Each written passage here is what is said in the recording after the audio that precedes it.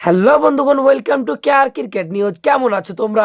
আজকে আমরা কথা বলতে চলেছি কলকাতা নাইট রাইডার্সের এই 25 জন স্কোয়াডের মধ্যে মারাত্মক লেভেলের প্লেইং 11 বানাতে চলেছি এবং কলকাতা নাইট রাইডার্সের ফার্স্ট চয়েসে কোন 11 জন প্লেয়ার রয়েছে এবং কোন কোন প্লেয়ারগুলোকে ফার্স্ট চয়েসে কলকাতা নাইট রাইডার্স খেলাবে তা নিয়ে কিন্তু আমরা বিস্তারিত আলোচনা করতে চলেছি এই ভিডিওর মাধ্যমে এবং ভিডিওটা খুব রোমাঞ্চক হতে চলেছে। তো ভিডিওটা শুরু করার আগে আপনাদের কাছে একটিমাত্র রিকোয়েস্ট আছে, ভিডিওটি ভালো লাগলে লাইক দিয়ে, চ্যানেলে প্রথমবার হয়ে থাকলে চ্যানেলটি সাবস্ক্রাইব করে প্লিজ একটু সাপোর্ট কর, কেননা এই চ্যানেলের মাধ্যমে আইপিএল রিলেটেড ইন্ডিয়ান টিমের ছোট থেকে বড় আপডেট দেওয়া হয়। তো চলুন বন্ধুরা, সময় নষ্ট না করে ভিডিওটা শুরু করা যাক।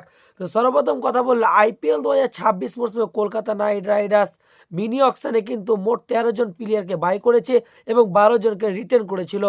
ঠিক তা উল্টো দিকে কলকাতা নাইট রাইডার্সের ফার্স্ট চয়েসে কোন কোন প্লেয়ারগুলো রয়েছে এবং আমার মতে কোন প্লেইং 11 হওয়া দরকার কে কে আর আমি তোমাদেরকে সাজেস্ট করবো এবং তোমাদের মতামতে কোন প্লেইং 11 হওয়া দরকার কমেন্ট বক্সে লিখে জানাও। সর্বপ্রথম আমি ওপেনিংয়ে রেখেছি। ওপেনিংয়ে কিন্তু অপশন দুটি রয়েছে সুনীল নায়ারের সাথে, সেটি হচ্ছে টিম সাইফার্ট এবং ফিন অ্যালেন। আমি কিন্তু ফিন অ্যালেনের দিকে ইন্টারেস্ট দেখাচ্ছি, তার কারণটাই হচ্ছে কলকাতা নাইট রাইডার্সের ম্যানেজমেন্ট ফিন অ্যালেনকে আগে বাই করেছে এবং তার বেস্ট প্রাইজে বাই করেছে এবং এতটা ইন্টেন্ট তো বোঝাই যায় যে কলকাতা নাইট রাইডার্স সুনীল নারায়ণের সাথে ফিন অ্যালেনকে ওপেনিং করাবে। তো সর্বপ্রথম সুনীল নারায়ণ এবং ফিন অ্যালেন ওপেনিং করবে।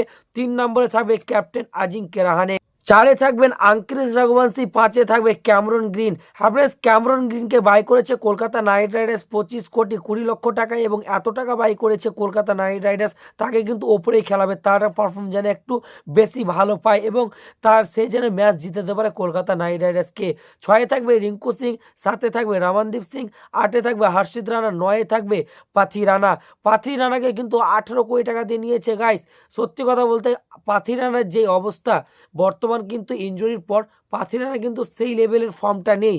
পাথিরানা কিন্তু 9.5-10 রানের ইকুমিত বোলিং করছে এবং গড়ে কিন্তু 20 অথবা 24 বলের পর একটি করে উইকেট পাচ্ছে, মানে পার ম্যাচে একটি করে উইকেট পাচ্ছে পাথিরানা।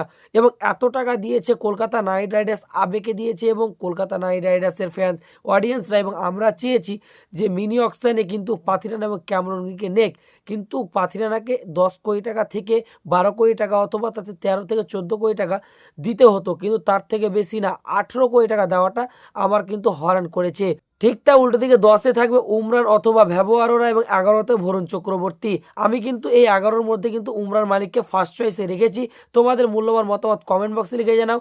আর আইপিএল 2026 মরশুমে কলকাতা নাইট রাইডার্সের স্কোয়াডটা ঠিক কেমন হওয়া দরকার তোমাদের মূল্যবান মতামত অবশ্যই কমেন্ট বক্সে লিখে জানাও। তো দেখা হচ্ছে নতুন অন্য কোনো ভিডিওতে, ততক্ষণ পর্যন্ত সব ভালো থেকো, ধন্যবাদ।